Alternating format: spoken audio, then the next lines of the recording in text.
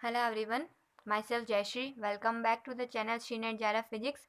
हम लोग complex analysis में इंटीग्रल्स को सॉल्व करना देख रहे थे, ठीक है ना। आज हम लोग क्या देखेंगे कि इंटीग्रल माइनस इन्फाइनाइट से infinite f1x divided by f2x dx, इस तरह के इंटीग्रल्स को हम लोग कैसे सॉल्व करते हैं, ठीक है ना। तो देखो, to solve this type of real integration, इस तरह के जो रियल इंटीग्रेशन होते हैं उनको सॉल्व करने के लिए हम लोग क्या करते हैं, जो एक्स होता है उसको जेड से रिप्लेस करते हैं, ठीक है। एक ये जो पॉइंट्स है ना, ये सारा आपको ध्यान में रखना है।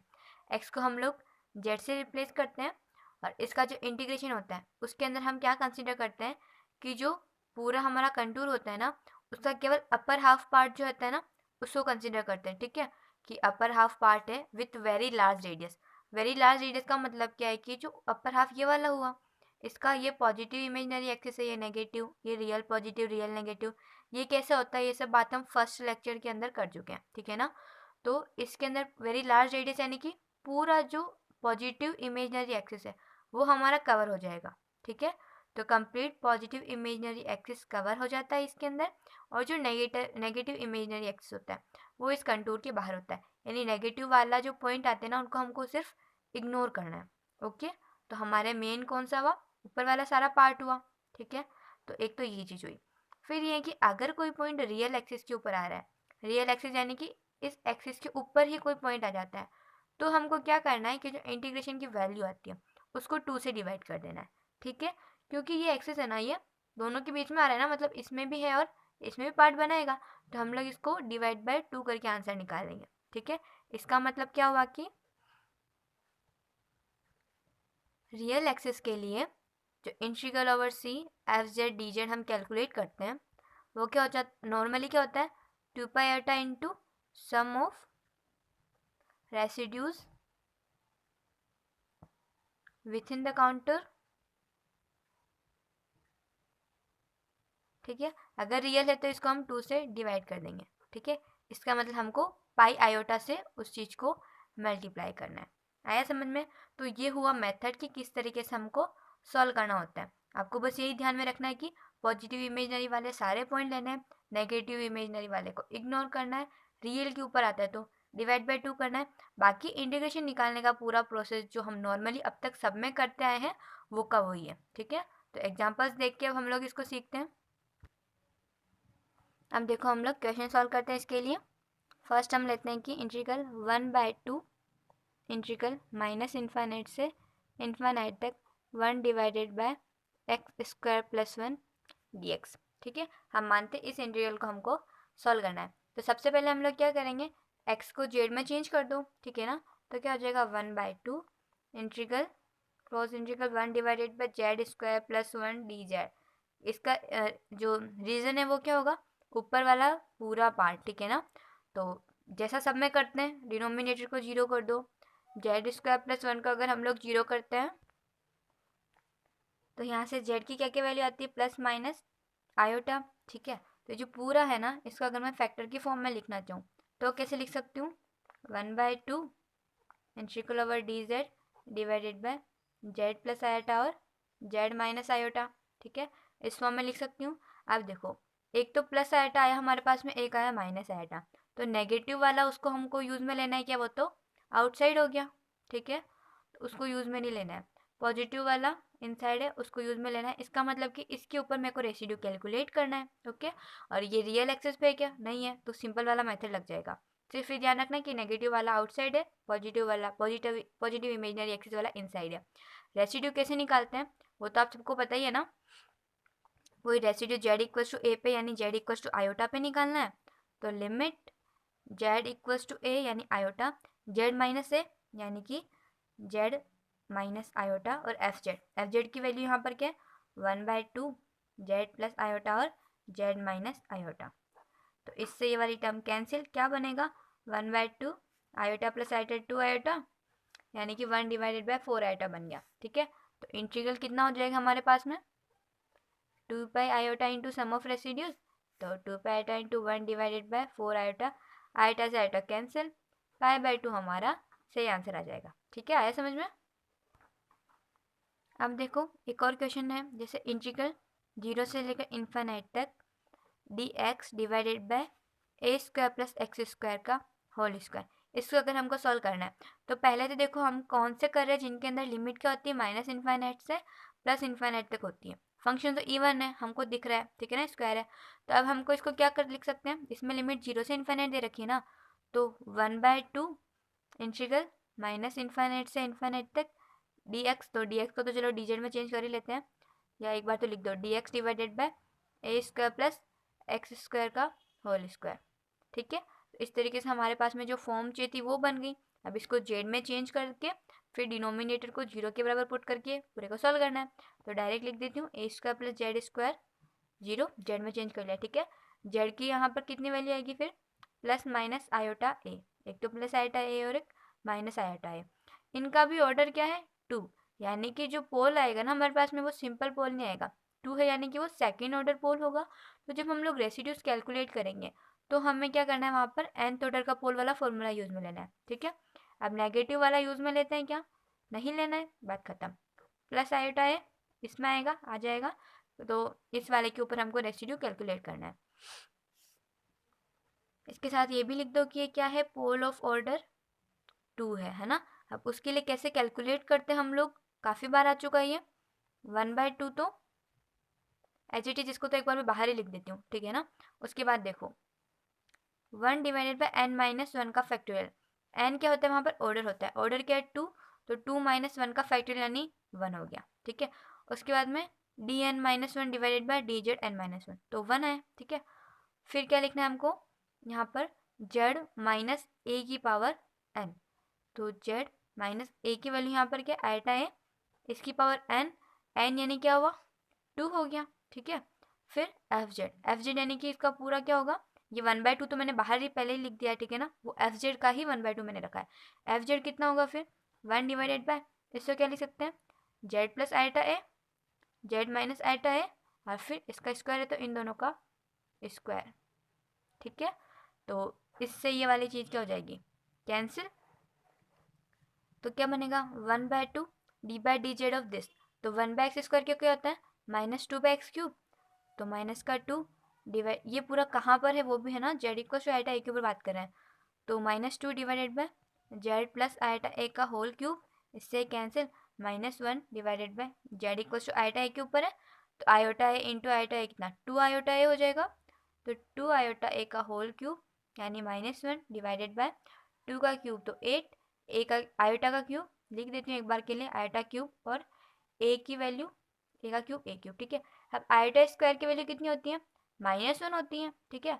तो आयोटा स्क्वायर तो -1 हो जाएगा और एक और आयोटा बच जाएगा, तो 1 डिवाइडेड बाय 8 आयोटा ए क्यूब, ठीक है। ये हमारे पास में इसका रेसिड्यू कैलकुलेट हो गया, ठीक है ना। यहाँ पर हम लोग क्या कैलकुलेट कर रहे थे, रेसिड्यू कैलकुलेट कर रहे थे, वो हो गया। अब अगर आपको ये समझ में नहीं आई है ना, तो मतलब आ गई होगी, नहीं आई है तो मतलब कि आप लोग ने इस टॉपिक से पहले वाले लेक्चर्स नहीं देखे, तो एक बार जहाँ पर मैंने रेसिड्यू कैलकुलेट करना सिखाया है ना सभी तरह के, वहाँ पर इसको समझ लेना, ठीक है ना। फॉर्मूला चाहो तो मैं एक बार लिख देती हूँ, यहाँ पर देखो nth ऑर्डर का है ना, तो फॉर्मूला हमारे पास में होता है 1 डिवाइडेड बाय n माइनस 1 का factorial D N divided by D Z की power D N minus 1 divided by D Z की पावर n माइनस 1, फिर जेड माइनस ए की पावर, यार जेड माइनस ए की पावर n एफ जेड, ठीक है। और ये पूरा कहाँ पे होता है, ये पूरा होता है जेड इक्वल टू ए के ऊपर। ए क्या है, वो पॉइंट जहाँ पर हम लोग निकाल रहे हैं, ठीक है। तो nth ऑर्डर के लिए रेसिड्यू इस तरीके से निकाला जाता है, और आप लोग वहाँ पे इस चीज़ को डिटेल में पूरा पढ़ लेना, ठीक है। तो ये हमने रेसिड्यू निकाल दिया, हमको इंटीग्रल की वैल्यू कैलकुलेट करनी है। तो इंटीग्रल की वैल्यू कैसे निकालेंगे, 2 pi iota into sum of residues यानी 1 divided by 8 I A cube, तो 2 से यहाँ पर हो गया 4, आई से आई यहाँ पर कैंसिल, तो पाई डिवाइडेड बाई 4 ए क्यूब हमारा आंसर आ जाएगा, ठीक है। तो ये वाला एग्जाम्पल हो गया। अब और एग्जाम्पल्स देखो इसके लिए, देखो इंटीग्रल माइनस इन्फाइनाइट से इन्फाइनाइट तक, okay, x square D x divided by x square plus 1 x square plus 4, ठीक है, ये स्क्वायर है रे, ओके। तो इस चीज़ को आपको क्या करना है, पहले जेड में चेंज करना है, तो कर दो, Z square D Z divided by Z square plus 1 Z square plus 4, ठीक है, शॉर्ट में सॉल्व करिए, आपको इंटीग्रल वगैरह वो सारे साइन लगाते रहना आप लोग, ठीक है, एग्जाम में भी डायरेक्ट ही करना है अपने को। तो अब इसका क्या करना है हमको, पहले सिंगुलर पॉइंट्स कौन से वो कैलकुलेट करना है। तो यहाँ से जेड स्क्वायर प्लस 1 को जब मैं जीरो करती हूँ तो जेड की वैल्यू क्या आएगी, आयोटा और माइनस आयोटा आएगी। इसको जब मैं जीरो करती हूँ, यानी जेड स्क्वायर प्लस 4 को जब मैं जीरो करती हूँ तो जेड की क्या वैल्यू आएगी, 2 आयोटा और माइनस 2 आयोटा। अब ये वाले तो कैंसिल, नेगेटिव वाले, जेड इक्वल टू आयोटा और 2 आयोटा, 2 पॉइंट इस बार हमको मिल रहे हैं। तो फॉर्मूला क्या होता है, 2 pi iota into sum of residues within the contour, ठीक है। तो कौन कौन से हमारे अंदर आ रहे हैं, आयोटा 2 आयोटा दोनों आ रहे हैं, दोनों के ऊपर हमको यहाँ पर रेसिड्यू निकालना पड़ेगा। नेक्स्ट चीज़ ये है कि इनका ऑर्डर क्या है, ऑर्डर इनका 1 ही यानी सिंपल पोल है। तो सिंपल पोल के लिए जो रेसिड्यू निकालने का फॉर्मूला होता है वो चीज़ हमको यहाँ पर अप्लाई करनी है, ठीक है। सबसे पहले जेड इक्वल टू आयोटा पे निकालते हैं, okay. Residue at Z equal to क्या होगा, limit Z equal to iota, Z minus है यानी जेड माइनस आयोटा, और फिर पूरा एफ जेड की वैल्यू क्या है, जेड स्क्वायर डिवाइडेड बाय, इसको कैसे लिख सकती हूँ मैं, Z plus iota Z minus iota लिख दो, और इसको तो अभी तो ऐसे लिख देते हैं, जेड स्क्वायर प्लस का 4, ठीक है। इससे ये कैंसिल, फिर बस जेड का आयोटा रख दो। तो यहाँ पर आयोटा का स्क्वायर क्या बनेगा हमारे पास में, माइनस का 1 divided bye iota plus iota क्या देगा हमको, 2 आयोटा देगा। आयोटा का स्क्वायर यहाँ पर बनेगा -1, 4 -1 यानी कि 3, तो -1/6 आयोटा आ जाएगा, ठीक है। यहाँ पे लिख लेना, यहाँ क्योंकि ये कौन से सिंपल पोल है, सिंपल पोल यानी कि इनका ऑर्डर 1 है, इनके ऊपर पावर 1 है ना, राइट।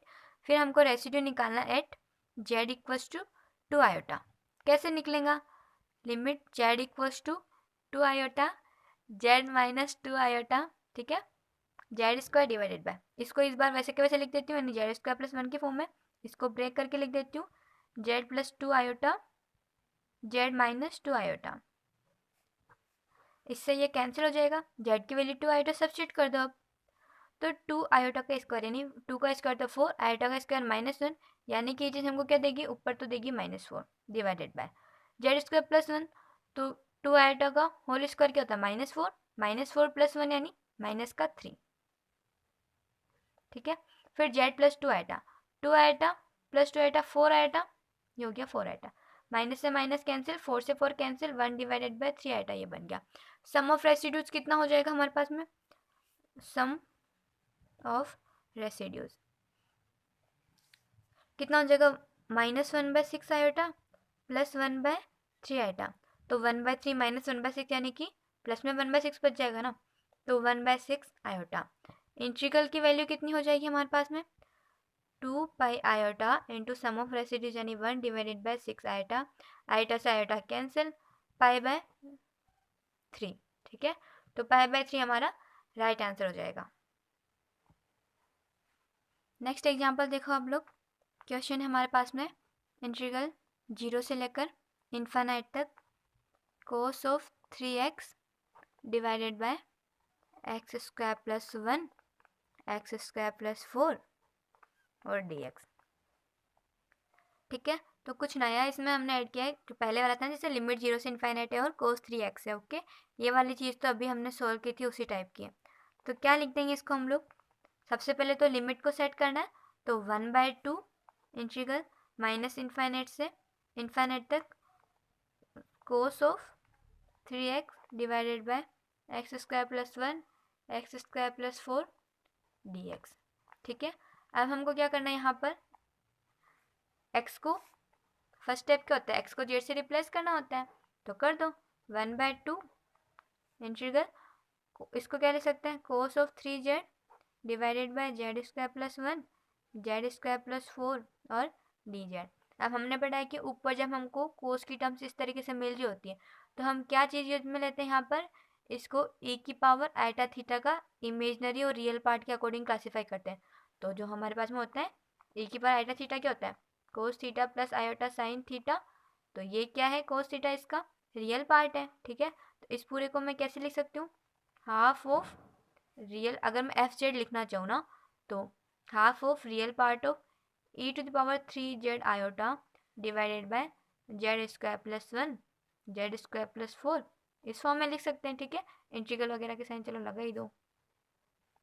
ओके, अब इसको सॉल्व करना है तो डिनोमिनेटर को जीरो करना पड़ेगा, यानी जेड स्क्वायर प्लस 1।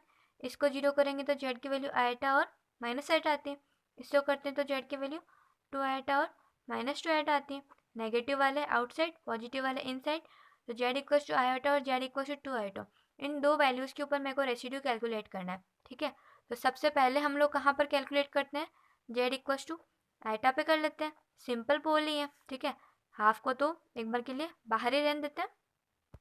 ये हाफ एफ जेड वाला है ना, अगर आपको कन्फ्यूजन होता है ऐसे तो इसको अंदर ही लिख लेना। जेड इक्वल टू आयटा के ऊपर कैसे निकालते हैं हम लोग, residue Z equal to iota, limit Z equal to iota, Z minus है यानी कि जेड माइनस आयटा, फिर बाद में पूरा एफ जेड, ठीक है ना, यानी कि हाफ ऑफ रियल पार्ट है ना इसके अंदर, तो रियल कहीं भी लिख दो, यहाँ लिख देती हूँ, रियल पार्ट ऑफ व्हाट, ई की power 3 Z iota divided by what, Z square plus 1 इसको Z plus iota, Z minus iota, फिर जेड स्क्वायर प्लस 4 को ऐसा का ऐसा रहने देते हैं, ठीक है।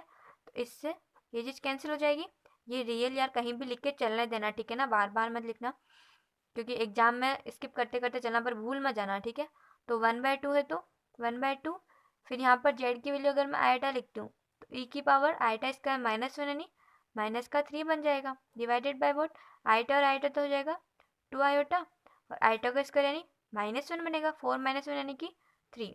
तो पूरा कितना बन गया, ई की पावर -3 डिवाइडेड बाय 3 दूनी 6, 6 दूनी 12, 12 आयोटा, ठीक है। अब जेड इक्वल टू 2 आयोटा के ऊपर निकाल लेते हैं, at Z equal to 2 iota, ठीक है। सिमिलर वे में करना, सॉल्व करोगे तो डायरेक्ट बता देती हूँ रेसिड्यू कितना निकल के आएगा हमारे पास में, आयोटा ए की पावर -6 डिवाइडेड बाय 24, ठीक है। ये आयटा अगर ऊपर समझ में नहीं आ रहा हो ना तो इसको ऐसे लिख देती हूँ, ए की power -6 divided by 24 eta minus, ऐसी चीज़ बन रही थी, ठीक है ना। तो अपन उसको इस फॉर्म में भी लिख सकते हैं, माइनस हटा के आयटा का ऊपर भेजने का। ओके, तो इस तरीके से लिखे फिर क्या होगा हमारे पास में 2 pi iota into sum of residues, तो 2 पाई आयोटा इंटीग्रल की value into sum of residues, यानी इन दोनों का सम कितना बन रहा है हमारे पास में, देखो इसको अगर मैं लिखती हूँ तो ई की पावर माइनस का 3 डिवाइडेड बाय 12 आयोटा, उसके बाद में माइनस ई की पावर -6 डिवाइडेड बाय 24 आयोटा, ठीक है। अब आयोटा वगैरह तो काट दो, ठीक है। तो 2 पाई, एक बार 2 भी काट दो तो 6, यहाँ पर बचेगा 12 और पाई तो बचेगा, ठीक है। तो पाई ई की पावर -3/6 माइनस ई की पावर -6 डिवाइडेड बाय 12, ठीक है। तो ये आंसर आ जाएगा।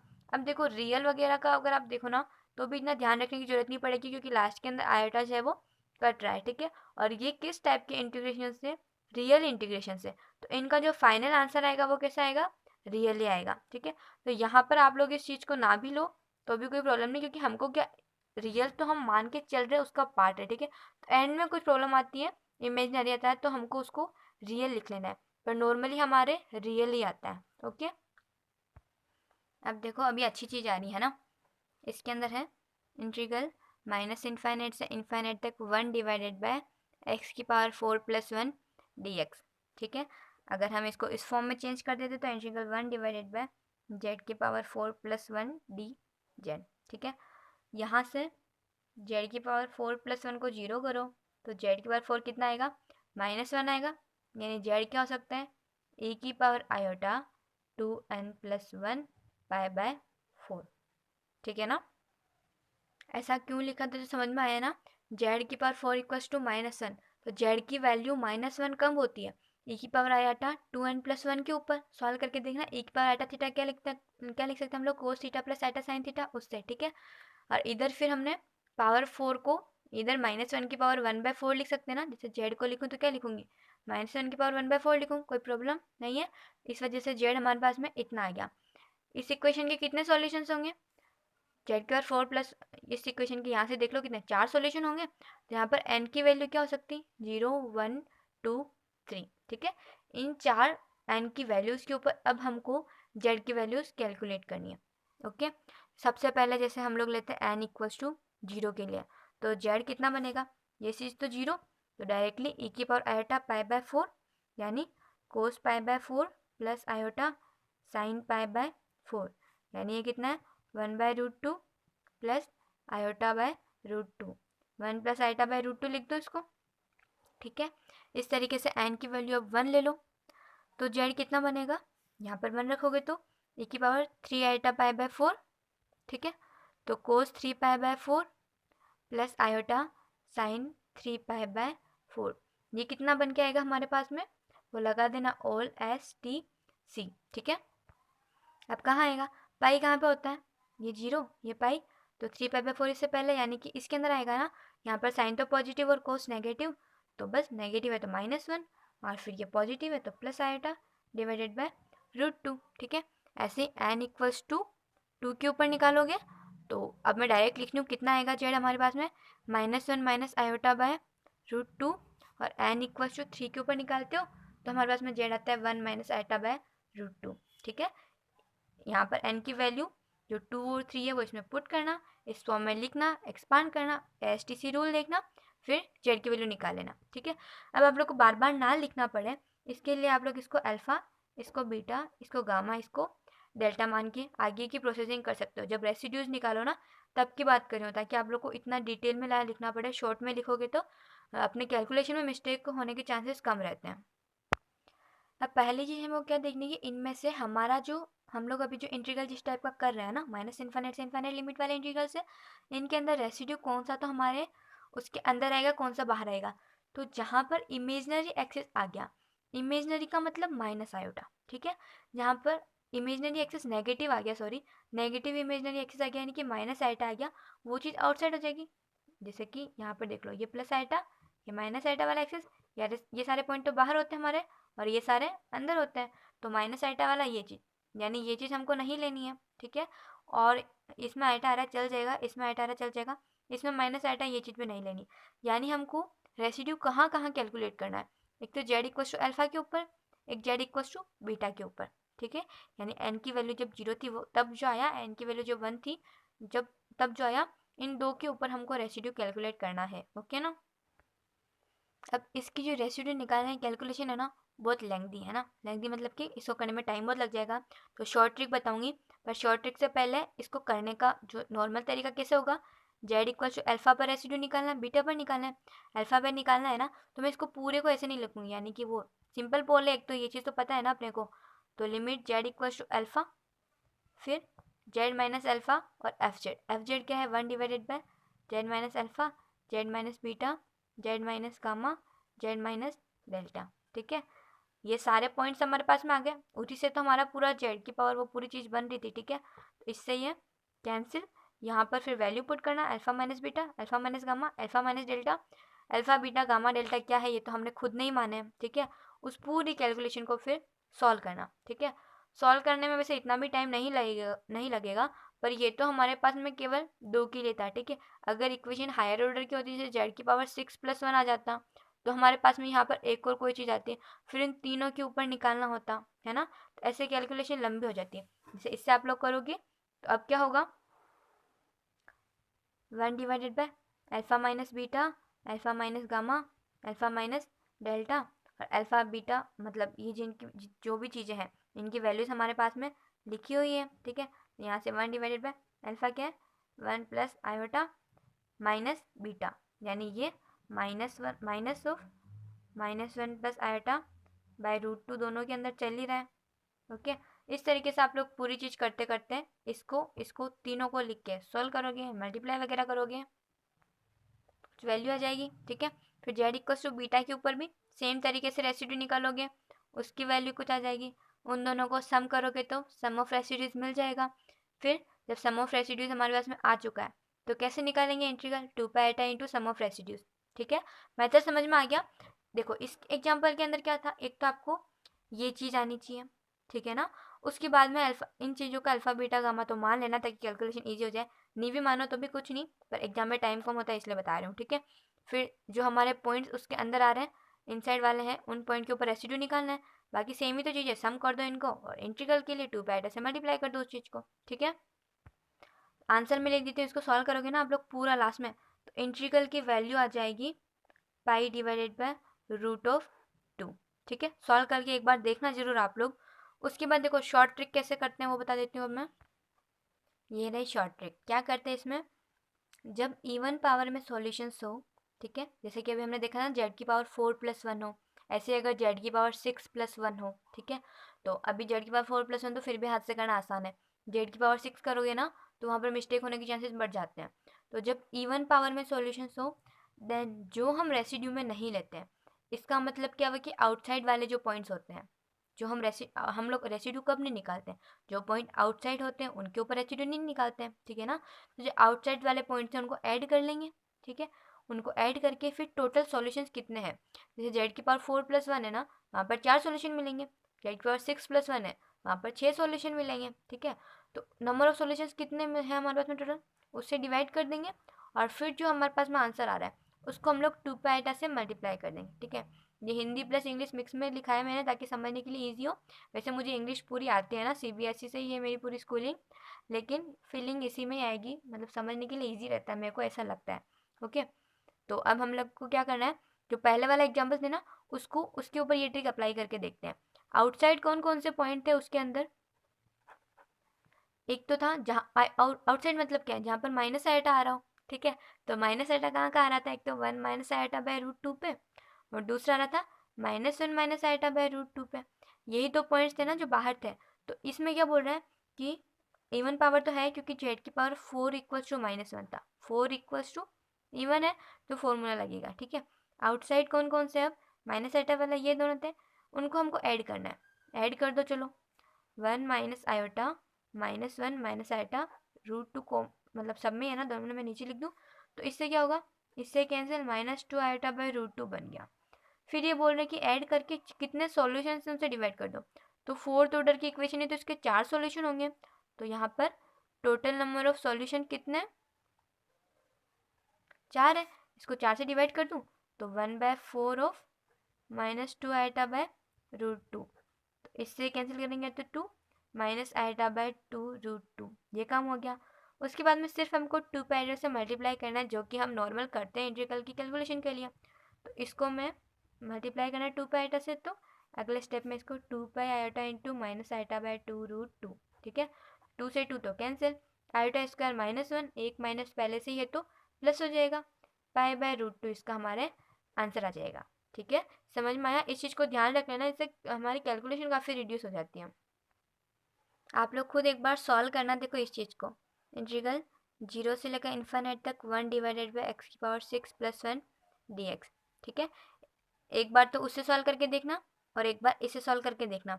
वैसे इसमें तो आप लोग केवल ट्रिक से सॉल्व कर लेना, जो पहला वाला क्वेश्चन था ना उसकी एक बार हाथ से पूरी कैलकुलेशन करना, एक बार तो मेथड से और एक बार इससे, ठीक है, ताकि दोनों चीज़ें एकदम पक्की हो जाए।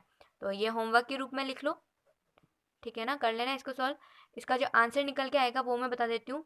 आंसर इसका आई थिंक π/3 आएगा, ठीक है ना, आई थिंक नहीं, वैसे π/3 ही आएगा। ओके, तो कर लेना सॉल्व इसको। देखो इसके बाद ये वाला एग्जाम्पल सॉल्व कर लेते हैं, ठीक है। ये आज की क्लास का लास्ट एग्जाम्पल है। तो देखो इंटीग्रल ओवर जेड, ये पूरी चीज़ ये थोड़ा सा अलग है ना, अलग इन द सेंस कि वो अपने जो एक्स को जेड कर रहे थे ना आज का टॉपिक, उससे अलग है। पर क्योंकि कॉम्प्लेक्स के अंदर जो हम इंटीग्रल वगैरह सॉल्व कर रहे हैं ना उसका ये लास्ट क्वेश्चन में करा रही हूँ। इसके बाद में एक तरीके से कॉम्प्लेक्स ख़त्म है। जो टेलर सीरीज़, लॉरेंट सीरीज़ और ये है ना, ये मैं एक और वीडियो बना के उसको एक्सप्लेन कर दूँगी। बाकी जो हमारे थे ना, हमने लगभग कॉम्प्लेक्स का पूरा कवर कर लिया, ठीक है, केवल सीरीज़ बाकी है। तो ये एग्जाम्पल भी अच्छा है, तो एक बार इसको भी देख लेते हैं। अच्छा इन द सेंस कि आप लोग भूल नहीं जाओ कि हमको एंटी क्लॉकवाइज और क्लॉकवाइज का भी ध्यान रखना होता है, इसलिए मैंने एग्जाम्पल ऐड किया। ओके, तो सॉल्व करते हैं इसको। देखो इंटीग्रल इसका निकालना है along the closed counters shown in the figure, figure में हमको दे रखा है।